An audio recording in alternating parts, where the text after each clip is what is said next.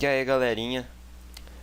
Eu vou mudar um pouquinho. Agora eu vou falar também sobre creepypasta de games. Eu vou deixar sempre elas na descrição do vídeo, para vocês, se vocês quiserem ler de novo ou sei lá, quiserem dar uma olhada, eu vou deixar aí embaixo.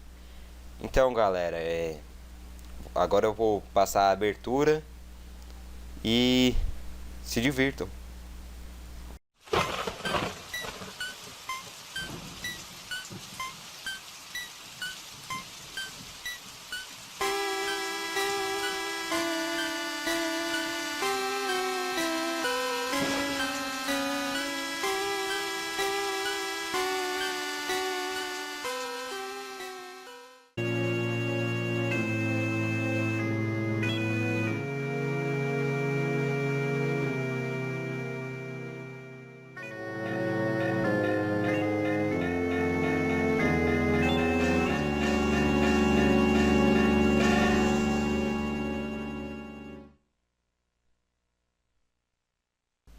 Olá, meu nome é Matt, mas podem me chamar de Geduzable, meu nickname.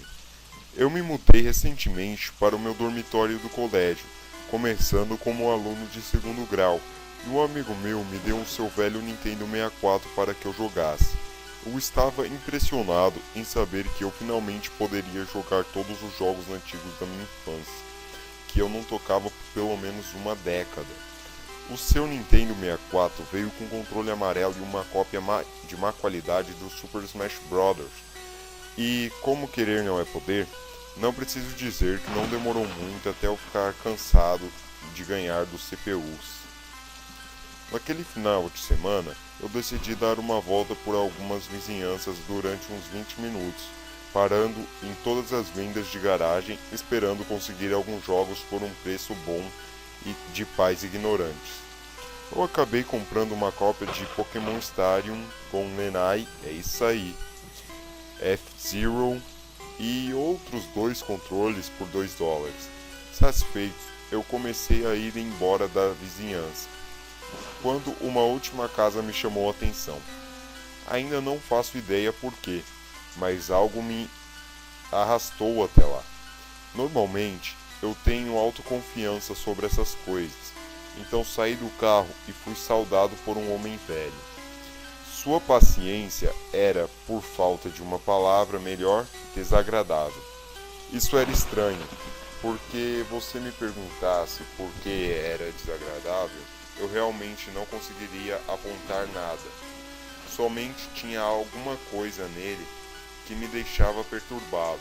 Não consigo explicar. Tudo que eu posso te dizer é que se fosse no meio da tarde e tivesse pessoas por perto, eu nem pensaria em me aproximar desse homem. Ele deu um breve sorriso para mim e perguntou o que eu procurava. Imediatamente eu notei que ele era cego em um dos seus olhos. Seu olho direito tinha uma aparência meio que vidrada. Eu fui então forçado a olhar no seu olho esquerdo, tentando não ser ofensivo, e perguntei se ele tinha alguns jogos de videogames antigos.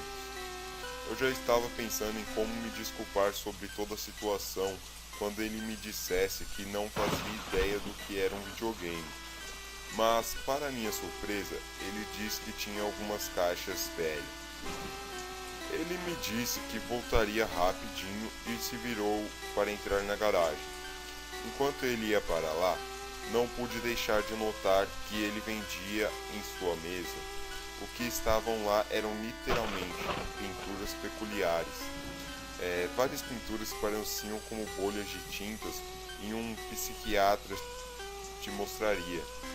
Curiosamente, eu os verifiquei. Era óbvio que ninguém visita a venda de garagem desse homem. Os quadros não eram esteticamente agradáveis. Quando eu cheguei no último, por algum motivo ele parecia quase igual a Majora's Mask, a mesma máscara em forma de coração com pequenos espinhos apontados para fora. Inicialmente, eu achei que era só porque eu esperava achar esse jogo nessa venda de garagem, mas em conta dos eventos que aconteciam a seguir, não tenho mais tanta certeza assim. Eu estava a ter perguntado ao homem sobre isso. Eu queria ter perguntado ao homem sobre isso. Depois de tanto olhar naquela mancha de tinta com formato de Majora's Mask, eu olhei para trás e o homem repentinamente estava lá, parado, sorrindo para mim. Eu admito que até pulei com um susto e nervosamente ri quando ele me deu um cartucho de Nintendo 64. Era um cartucho regular, inteiramente cinza, exceto que alguém tinha escrito Majora atrás dele com tinta permanente. Mas meu estômago até gelou com toda essa coincidência e eu perguntei quanto ele queria pelo cartucho. O homem sorriu para mim e disse que eu poderia tê-lo de graça, que ele pertencia a um garoto que era mais ou menos da minha idade, que não morava mais lá. Tinha algo suspeito quando o homem disse isso, mas eu realmente não prestei muita atenção, pois estava muito animado e não só por achar aquele jogo, mas também por pegá-lo de graça. No início, eu não fiquei muito esperançoso com isso, pois já que o cartucho era bem velho, eu não tinha garantia de que ele funcionaria. Mas então o meu lado otimista me dizia que talvez aquela poderia ser uma versão beta ou pirateada do jogo que eu queria tanto jogar, para trazer aquela sensação de nostalgia de volta. Eu finalmente agradeci o homem e ele sorriu para mim e me desejou tudo de bom, dizendo: adeus então. Pelo menos foi isso que soou para mim. No caminho de volta para casa eu estava desconfiado, pensando que ele tinha dito alguma coisa. Os meus medos se confirmaram quando eu coloquei o jogo, que, para minha surpresa, funcionou sem problema. E lá tinha um save file nomeado simplesmente de Ben. Adeus, Ben. Ele tinha dito adeus, Ben. Eu me sinto mal pelo homem. Obviamente, um avô e obviamente ficando senil, e eu, por alguma razão, o lembrei de seu neto, Ben. Só por curiosidade, eu verifiquei o save file. Só de primeira vista dava para ver que ele estava bem longe no jogo. Ele tinha quase todas as máscaras e 3/4 dos chefes derrotados. Eu também notei que ele usou uma estátua de coruja para salvar o jogo. Estava no dia 3 e no Stone Tower Temple com pouco mais de 1 hora antes da lua cair. Eu pensei que realmente era uma pena ele ter chegado tão perto de zerar o jogo, mas que nunca pode terminá-lo. Criei um novo save file com o nome Link, como sempre, e comecei o jogo, pronto para reviver a minha infância. Para um cartucho tão simples como esse, me surpreendi em como o jogo rodou tão bem, literalmente igualzinho a uma cópia original do jogo, tirando alguns pequenos problemas aqui e ali, como textura onde não pertenciam, flashes estranhos de filmes do jogo em certos intervalos, mas nada tão ruim assim. Porém, a única coisa que era um pouco perturbadora era que às vezes os NPS, Non-Playable Characters, me chamavam de Link e outras vezes me chamavam de Ben.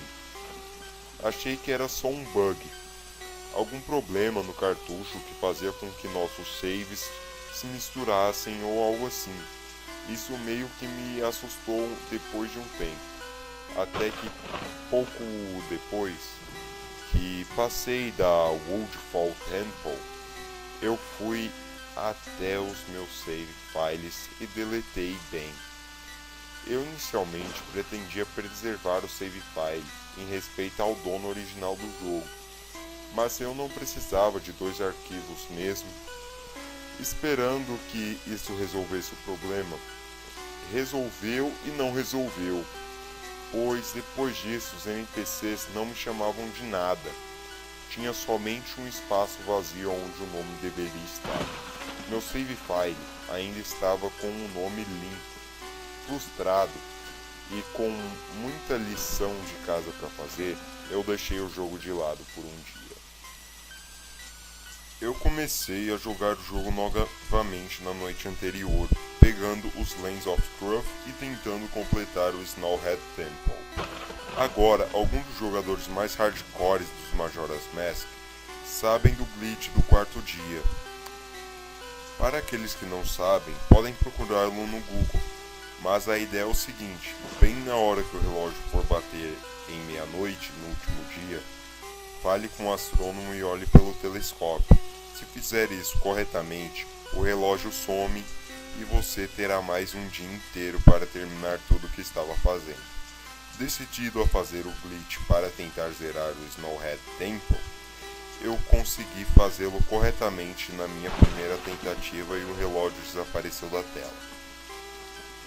Porém, quando eu apertei o B para sair do telescópio, ao invés de ser saudado pelo astrônomo, eu me encontrei na sala do chefe Majora no final do jogo, a pequena arena encaixotada.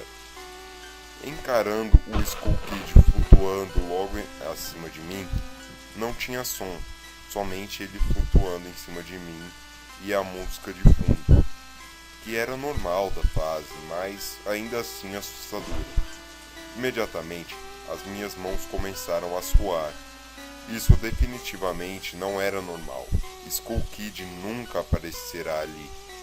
Eu tentei andar pela área, mas não importava onde eu ia, Skull Kid sempre ficava olhando para mim, me encarando, sem dizer absolutamente nada. Nada acontecia além disso, e isso continuara por mais ou menos um minuto. Achei que o jogo tinha bugado, mas já estava começando a duvidar muito disso. Eu já estava indo apertar o botão reset do videogame, quando o texto apareceu na minha tela.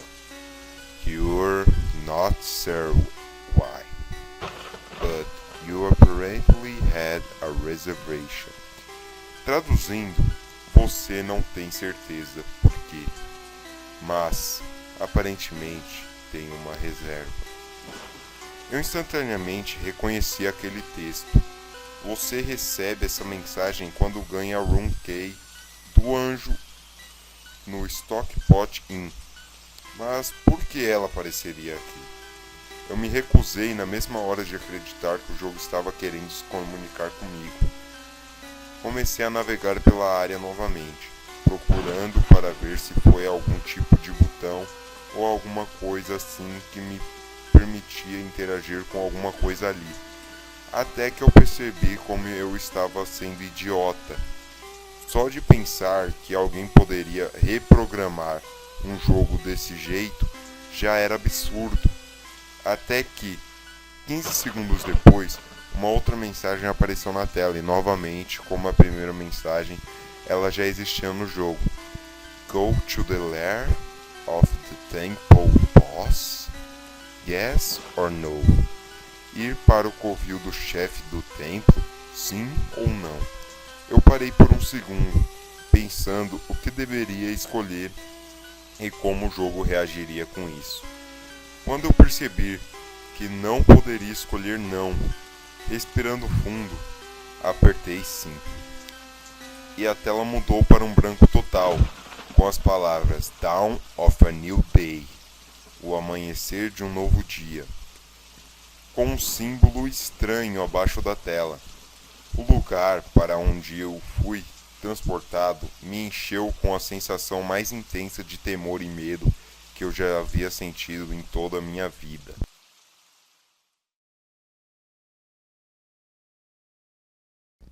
É isso aí, galerinha. Não se esqueçam de se inscreverem aí, que é só um clique.